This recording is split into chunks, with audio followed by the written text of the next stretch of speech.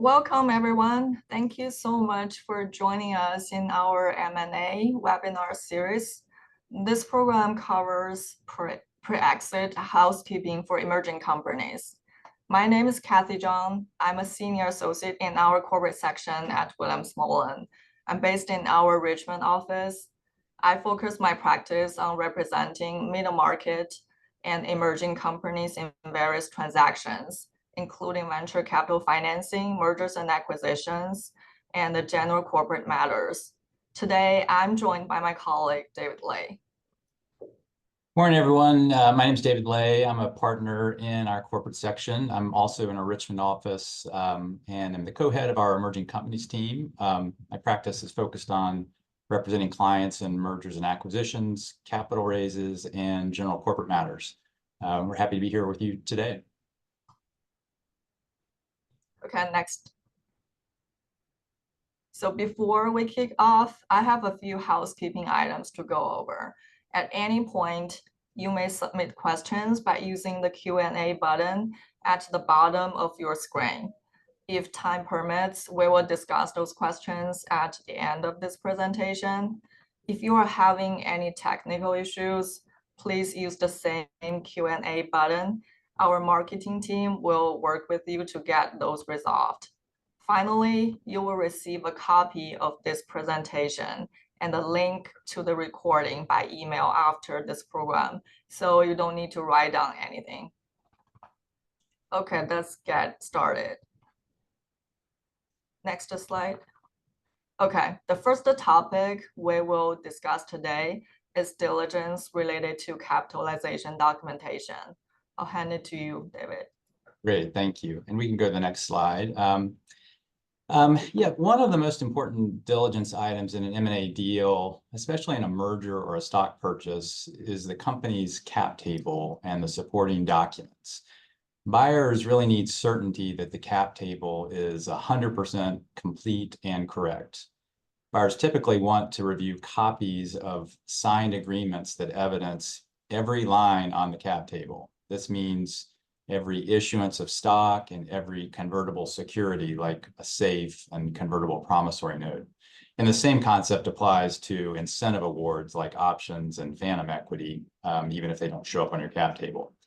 So it's really important to have a written signed agreement for each issuance that clearly states who the recipient is, what they are purchasing or being granted, and in the case of convertible securities and incentive equity, how it converts into equity securities or gets paid out in a sale of the company. Buyers often also want copies of all board minutes and written consents reflecting the board's approval of each issuance and award.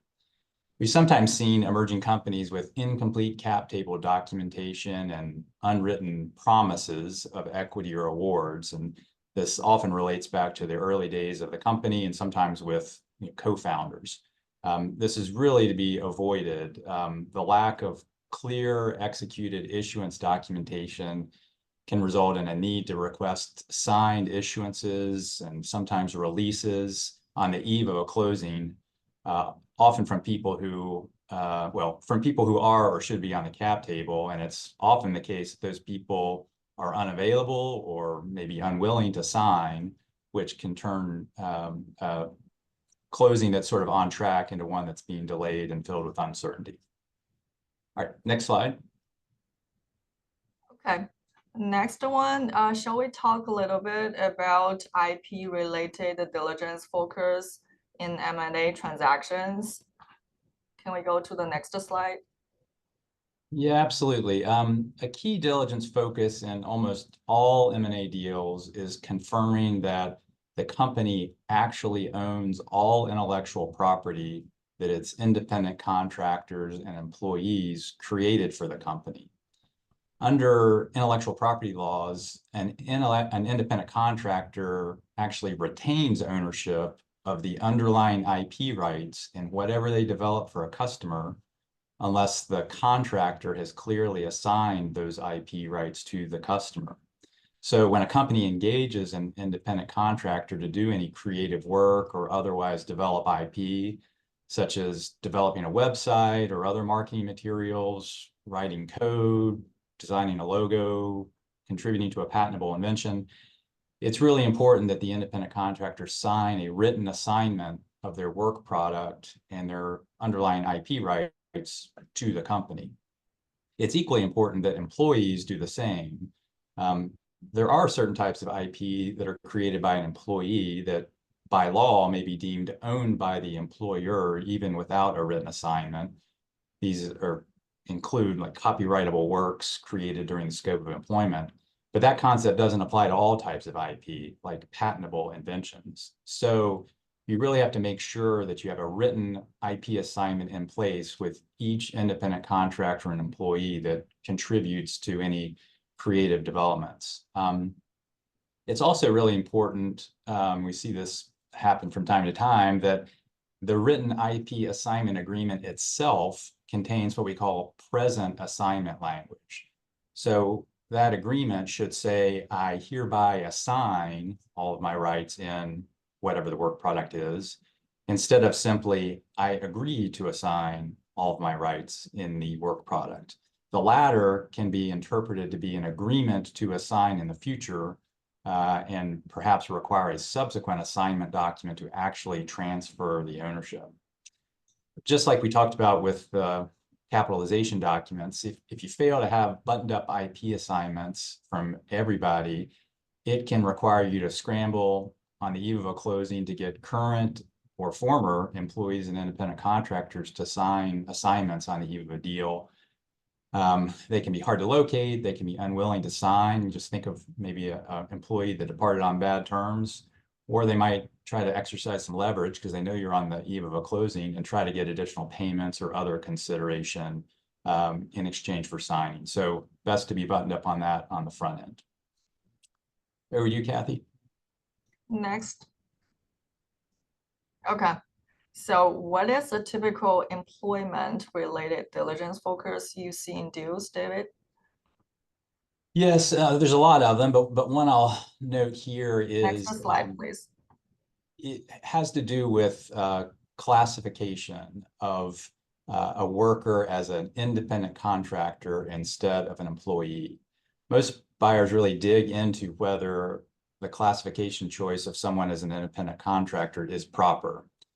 There's a common misconception among lots of companies out there that a company can simply treat a worker as a 1099 consultant or independent contractor and thereby avoid employment-related obligations like tax withholdings, minimum wage requirements, overtime, and other employment benefits.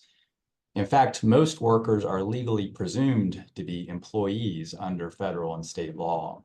A worker can only be classified properly as an independent contractor if the company can prove that the person is truly operating their own business, that that business is economically independent of the company, and that the business is free from the company's control on how work is performed. So sort of think of a plumber engaged by a homeowner. They're a real independent contractor.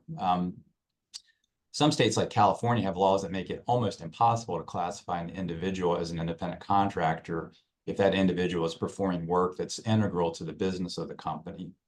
In Virginia, where Cathy and I are located, companies that misclassify employees as independent contractors can be liable to the person they misclassified, so the independent contractor / employee, for up to 3 years of unpaid minimum wage, overtime, benefits, liquidated damages, attorney's fees, and also can be liable to the government for failing to withhold and pay income and employment taxes. Because the potential exposure is quite high and the company is the one that has the burden to prove proper classification as an independent contractor, this classification issue is often a really important focus of employment-related diligence in M&A deals. Next, let's get to the next slide, please. So tax is always very important aspect in the diligence process we see. So we often see sales and use tax issues come up in mergers and acquisition deals. David, can you describe what buyers typically are focused on? Next slide. Sure. Yeah, and this became a real hot topic starting in 2018 and beyond. In 2018, the Supreme Court held in a case called Wayfair that U.S. states can require businesses to collect and remit sales taxes for sales in a state, even if the business doesn't have a physical presence in the state.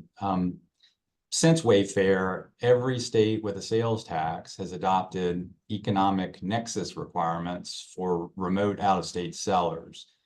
These require the out-of-state seller to register in the state and to collect and remit sales taxes once they meet a set level of sales or a number of sale transactions within a state. The nexus threshold varies by state, but it can be quite low, like $100,000 in sales in a year. As a result, there has been a significant increase in sales tax audits since that Wayfair decision in 2018. And in turn, sales tax compliance has become a key diligence focus in almost all M&A deals. And now, if non-compliance is found, and that is frequent, in fact, probably it's the exception anymore in deals that we work on where there's not a sales tax issue.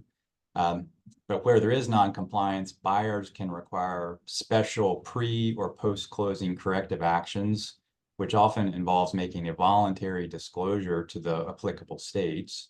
They can require special indemnification by the seller to hold the buyer harmless from additional sales tax liability that may come up relating to pre-closing non-compliance. And they can require additional purchase price escrows and holdbacks. So one of the key takeaways is to work closely with your CPA and get their help in making sure that your company is doing what they need to on sales tax compliance. Let's get to the next slide, please. It looks like we don't have much time left. David, can you quickly touch on one or two diligence items regarding incentive equity, please? Next slide. Sure. The first one relates to stock options for corporations. Buyers diligence whether each stock option award has a clear written option agreement associated with it and evidencing it, and if there are minutes or written consent of the board approving the option award. Buyers often might diligence whether the option exercise price was set in compliance with Section 409A of the Internal Revenue Code.